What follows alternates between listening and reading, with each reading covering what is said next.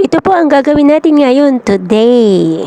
So, meron akong glutinous rice balls dito at naglagay ako ng filling niyang sesame seeds. So, naka-frozen na po yan. So, magpakulo lang po tayo ng tubig. Tapos, papakuluan po yan ng mga 3 to 5 minutes. Tapos, yan na, naluto na.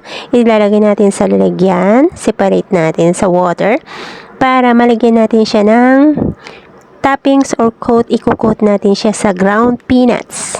So, ang combination ng ground peanuts at saka sesame seed doon sa loob niya is matamis yung nasa loob. Tapos yung nasa ibabaw is medyo salty siya. So, ang combination niya is masarap talaga.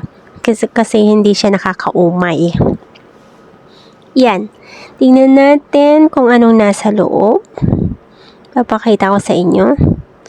So, ito po yung makunat yan. Hindi naman makunat, malambot siya, pero mahirap palang maghati ng nag-iisa ang kamay.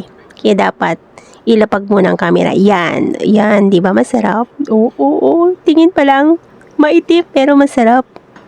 Yan na. Tingnan natin. Tikman natin ang gawa ko.